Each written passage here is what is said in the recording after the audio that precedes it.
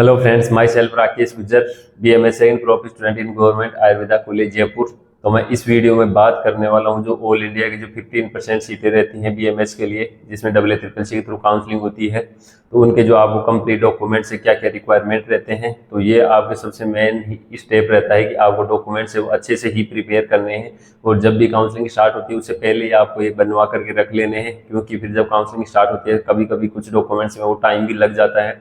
तो आप ताकि पहले ही जो कंप्लीट डॉक्यूमेंट्स है, इसके अलावा एक डॉक्यूमेंट्स आपसे वो नहीं लिया जाता है। तो ये सभी डॉक्यूमेंट्स आपको डिटेल में बताने वाला हूँ, कहाँ से बनवाने हैं, किस तरीके से बनवाने हैं, और क्या क्या डॉक्यूमेंट्स है जिनमें कितना क्या टाइम लग सकता है। तो सब कुछ डिटेल्स में बताने वाला हूँ। तो चैनल पर पहली बार आए हैं तो सब्सक्राइब हो जरूर कर लीजिएगा। सभी सोशल मीडिया लिंक आपको पिन कमेंट में देखने को मिल जाएगी, ताकि आप कोई भी इंफॉर्मेशन है वो तुरंत आपको मिल पाए। और भी आपको कोई डाउट रहता है व्हाट्सएप पर भी आप मैसेज कर सकते हैं, और फिर काउंसलिंग के लिए व्हाट्सएप पर आप है वो मैसेज कर सकते हैं। बहुत कम फीस में आपका सब कुछ प्रोसेस है वो ऑल इंडिया और राजस्थान और भी कुछ स्टेट्स हैं, या फिर आपको जो वेटनरी काउंसलिंग का सब प्रोसेस हम करवाते हैं। तो चलिए शुरू करते हैं। तो इस वीडियो में बात करने वाला हूं जो AA-CCC काउंसलिंग के थ्रू आप ऑल इंडिया के थ्रू 15% सीटों के लिए अप्लाई करेंगे, तो उसमें जो डॉक्यूमेंट्स रिक्वायरमेंट रहेगी तो उसकी जो सब डिटेल्स बताने वाला हूं। राजस्थान काउंसलिंग के लिए जो BMS BHMS BMS के लिए उसके सब कुछ डिटेल्स है वो मैंने पहले जो वीडियो प्रोवाइड करवाया उसमें आप प्रोवाइड करवा दिया, आप जा करके देख सकते हैं, या प्लेलिस्ट में आपको देखने को मिल जाएगा वो वीडियो। तो उनके लिए अलग डॉक्यूमेंट्स चाहिए, यहाँ अलग डॉक्यूमेंट्स चाहिए। तो सबसे पहला जो डॉक्यूमेंट्स रहता है अलॉटमेंट लेटर, आपको जो साइट पर है वो देखने को मिल जाएगा। जैसे आपको कॉलेज अलॉटमेंट होती है उसके बाद आपको रिपोर्ट करना रहता है कॉलेज में। तो राजस्थान में तो क्या होता है कि दो जगह आपको रिपोर्ट करना रहता है। पहले आयुष भवन जयपुर में आपको रिपोर्ट करना पड़ेगा, उसके बाद आपका जो सेकंड स्टेप रहता है कि आपको कॉलेज जो मिली है उसमें रिपोर्ट करना पड़ेगा। जबकि जो AA-CCC में रहता है कि आपको कोई स्पेसिफिक सेंटर नहीं रहता है, आपकी जो डायरेक्टली रिपोर्ट डॉक्यूमेंट्स है कॉलेज में जमा होते हैं, जहाँ कॉलेज है जो मिला आपको उसी कॉलेज में जाकर डॉक्यूमेंट्स का वेरिफिकेशन होता है। तो ऐसे प्रोसेस से होता है। तो AA-CCC का अलॉटमेंट लेटर है सबसे पहला। फिर नीट एडमिट कार्ड आपको है वो चाहिए होता है, नीट स्कोर कार्ड चाहिए होता है। बर्थ सर्टिफिकेट की जगह आप 10th सर्टिफिकेट मार्कशीट है वही जरूरत रहती है। 12th मार्कशीट रहती है। प्रूफ ऑफ आईडी, आधार या पैन या ड्राइविंग लाइसेंस या voter ID, passport, medical fitness certificate है वो आपको चाहिए AA-CCC फॉर्मेट में। ये AA-CCC का फॉर्मेट अलग रहता है, उसी के अकॉर्डिंग जब काउंसलिंग स्टार्ट होती है तब मैं प्रोवाइड करवा दूंगा। तो सब्सक्राइब कर लीजिएगा, सब इन्फॉर्मेशन मैं देता रहूँगा। पिन कमेंट में आपको सब कुछ इन्फॉर्मेशन दे वो जो लिंक्स हैं वो देखने को मिल जाएगी, वहाँ से आप ज्वाइन कर लें। Transfer certificate from the last study institution, जो TC रहती है वो आपको है वो चाहिए होती है। जो जहाँ आपने लास्ट है वो स्टडी की है उसका ट्रांसफर सर्टिफिकेट। डोमिसाइल सर्टिफिकेट आपको रिक्वायरमेंट रहेगा। इसमें डोमिसाइल सर्टिफिकेट है वो थोड़ा पुराना चल जाता है। कास्ट सर्टिफिकेट सेंट्रल लेवल का आपका होना चाहिए। माइग्रेशन सर्टिफिकेट आपको चाहिए। गैप सर्टिफिकेट आपको चाहिए। AA-CCC काउंसलिंग में पासिंग सर्टिफिकेट सभी स्टेट्स में रिक्वायर्ड, जब कुछ ऐसे स्टेट रहते हैं उनमें पासिंग सर्टिफिकेट के नाम से भी कोई सर्टिफिकेट आता है तो वो आपको रिक्वायरमेंट रहेगी। कैरेक्टर सर्टिफिकेट, इसी के अलावा जो 8 से 10 फोटो आप जो आपने फॉर्म में फिल किया है AA-CCC में वो सेम आपके पास है वो होनी चाहिए। तो ये आपके जो डॉक्यूमेंट्स थे बेसिक मैंने है वो सारे बता दिए हैं। अब इसका जो नोट लगा करके जो डॉक्यूमेंट्स है उसकी डिटेल्स मैं यहाँ पे डिटेल में प्रोवाइड करवा रहा हूँ। तो कास्ट सर्टिफिकेट हो गया, और गैप जो कास्ट गैप और जो डोमिसाइल सर्टिफिकेट रहता है वो आप नियर बाई कोर्ट या फिर नोटरी शॉप पर है वो बनवा सकते हैं।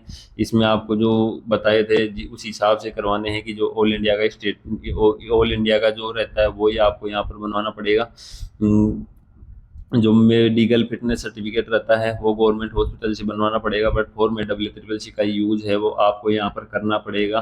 जो कास्ट सर्टिफिकेट है वो मैं बताऊँ कि वहाँ पे, या अगर आप AA-CCC में पार्टिसिपेट करते हैं आपको जो स्टेट का है वो नहीं बनवाना है, यहाँ पे आपको है वो सेंटर का बनाना है। सेंटर का आपको कास्ट सर्टिफिकेट है वो रिक्वायरमेंट रहेगी।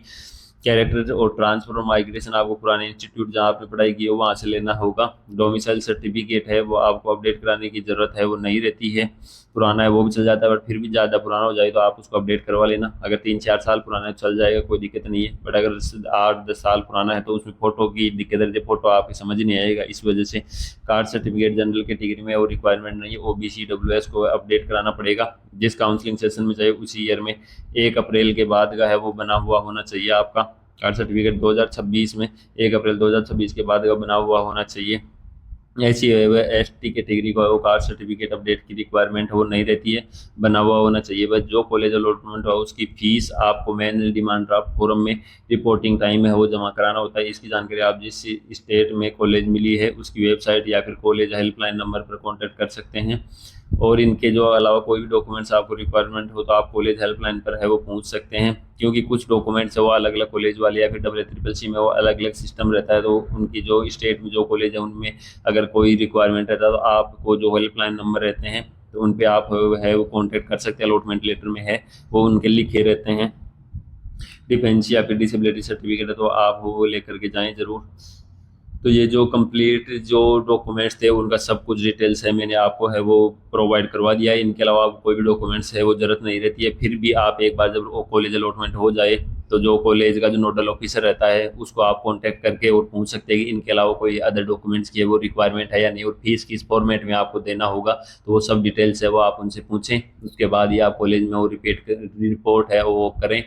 और भी कोई आपको इन्फॉर्मेशन चाहिए तो आप व्हाट्सएप पर भी हम मेरे कांटेक्ट कर सकते हैं। पेड काउंसलिंग के लिए आप वहाँ ज्वाइन करते हैं, सब कुछ इन्फॉर्मेशन हम और हमारी टीम आपकी सब कुछ हेल्प करेंगे बहुत ही कम फीस में। आपको अदर जगह वो बहुत ही ज़्यादा फीस है वो आपसे मांगते हैं। तो चलिए जो भी आपको इन्फॉर्मेशन है वो अच्छी लगी होगी सब्सक्राइब जरूर कर लीजिएगा, और पिन कमेंट में सभी लिंक मिल जाएगी, सब्सक्राइब वो जरूर कर लीजिएगा। Thanks for watching.